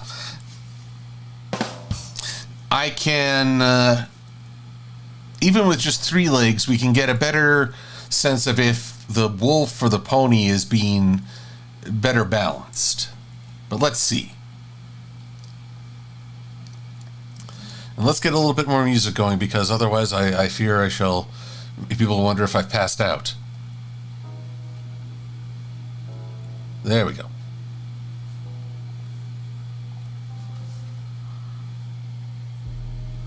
Brian Luna, my puns are not merciless, they're unending. It's my sense of humor that is merciless.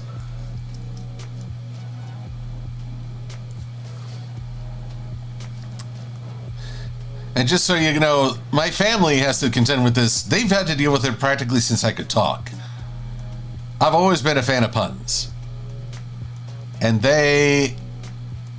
every now and again, there's a winner that they find just brilliant, but most of the time, it's just boo.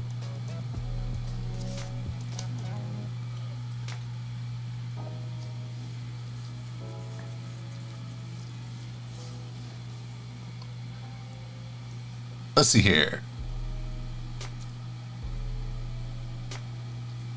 Cherry Fluff Belly. Do I have a favorite Sesame Street episode? Well, I checked a little bit of what's new on the street. And somewhere along the line, Cookie Monster started doing movie parodies. And honestly, there's a skit where he's doing a 007 parody, and I found it hilarious, but oddly, I was like, wait, this is for kids? This is Sesame Street, right?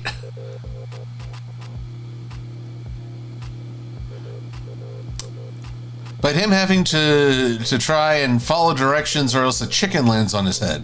I could think of worse evil devices.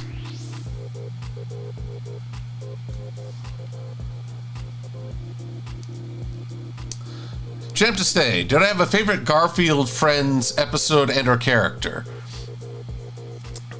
Let's see. I always liked Sheldon of, what was it called? U.S. Farms? Sort of a partner program to Garfield. He was a chicken that never really fully hatched. He just walked around with the shell. But you were led to believe that he had like a toaster and a sofa in there. I mean, he was actually living pretty wicked, pampered life in that. So I remember there was an episode of U.S. Farms where this rooster, who was a total jerk, he tried to convince a paranoid friend who was a scared duck that gravity was had stopped working. Except for some reason he always mispronounced gravity, and he said with a B, gravity.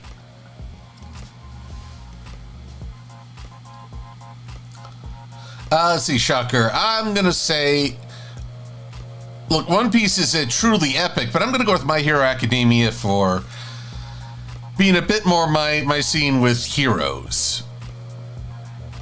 One Piece, sometimes I'm like, you know, you guys are pirates. You really don't get to claim the moral high ground on anything. Even though Luffy and crew do hold to a very real code. Let's see here. Syncre, what do you think of the Neo CMC, aka Glorious Seashell and Peach Fizz in G5? I like them, but right now they don't have much identities outside of being Pip's fans.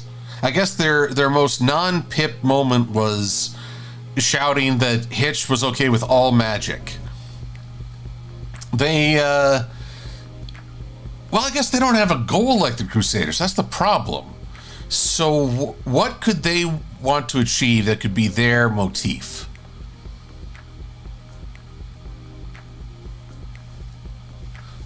Favorite animal, Shocker 27? Well, okay, I've already said dogs, but if we leave out the dogs for the moment, just the moment, I think dolphins are pretty cool, even though I've heard some pretty terrifying things about them as well. Honestly, I think any aquatic creature is probably gonna fascinate me, simply because they live literally in a different world. Or rather, same world, but in an aspect that I cannot go.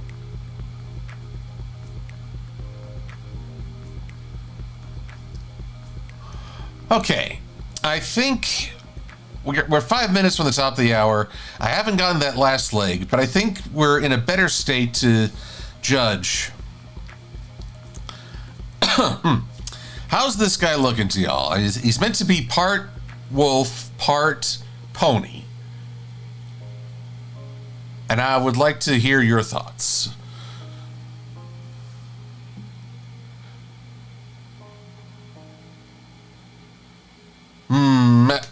Master Gojidora, I confess I haven't seen a lot of Ultraman. But what was it? There was an Ultraman monster in Trigger just recently that I thought looked pretty cool. Gosh, who was it though? Actually, you know what? I will go with a recent Decker. There was an electric monster that really was more of an alien's pet, but its metabolism just went crazy on Earth, so it became a giant kaiju. Giant kaiju, that's redundant. But yeah, that was a sympathetic monster, and you kind of root that Ultraman can, well, not only stop its rampage, but not have to take its life in doing so. Ella King, you got it. I like Christopher Jones trying to combine it. A Wony, a Pulf? Yeah, Pulf. I don't know how Wolfie Star will react. It's like, I asked you to draw a picture by OC, not name a race after me. Pulf. Okay, I believe Pulf is the winner. I love it. The Pulf is in the pudding.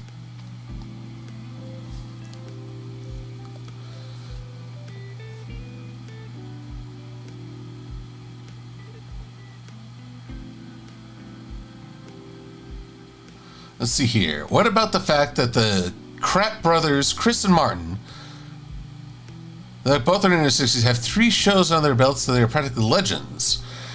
Well, Streak, I'm not sure I know the Crap brothers. Hang on one sec. This warrants a quick...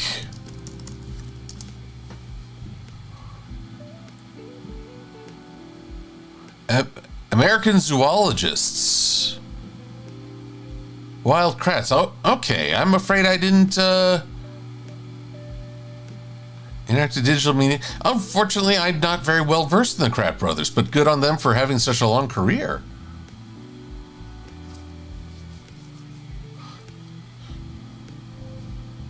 Trying to appreciate you're going with the Latin equine and lupine. Lupine equine, but I do agree with Cosmin Inspira. Polf is just fun to say. Polf. Polf. But let's see here. But I do hope we've established the Polf, and I appreciate that, but I just like to hear if people... Do you see enough of the pony mixed with enough of the wolf? That's my chief concern at the moment. Now, while I wait for the stream to catch up, because it's like a 30-second delay. Shocker 27. I love hybrid monsters.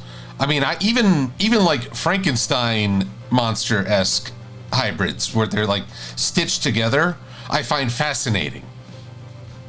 There was a Digimon called Chimeramon. It was just stitched parts of various other Digimon. I found it fascinating. I wanted to see more like that. Okay.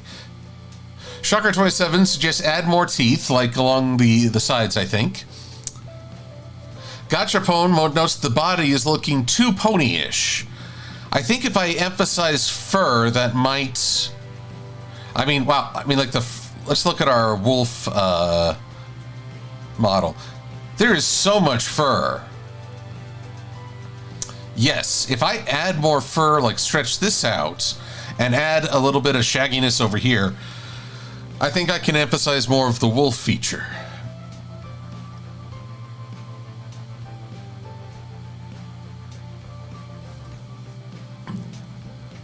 Let's see here. Saber-tooth tiger snake hybrid. Oh boy.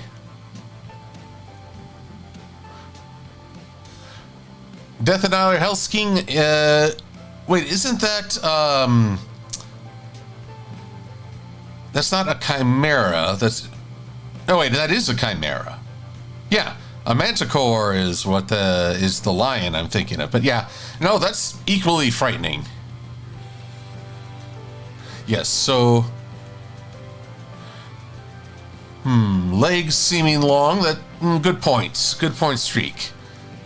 The legs are long. That's maybe a bit more of the horse influence, but especially here with the joints being up here, maybe I can shorten that up a little. See, y'all are giving me very good feedback. I appreciate it. Favorite Digimon Crimson 3019, no contest, Vmon. I love that little guy. So, okay. So, more teeth, lots more floof, shorten the legs. Well, some of the legs.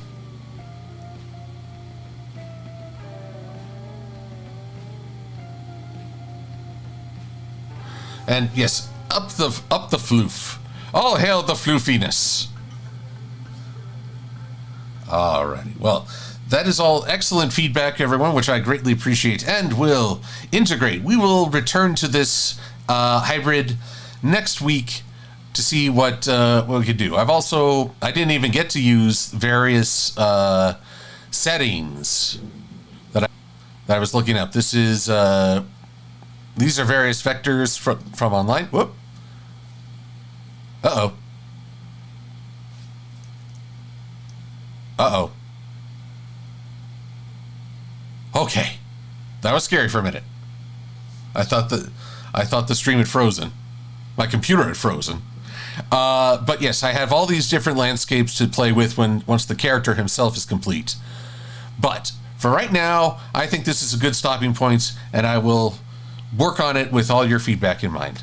So everybody, I wish you a happy October. We go to sleep and it's a whole new month. So I just hope it's the best time for you all. I hope it's the start of a fun holiday season. And of course, lots of candy. Oh, now, Xander, I did save during the stream.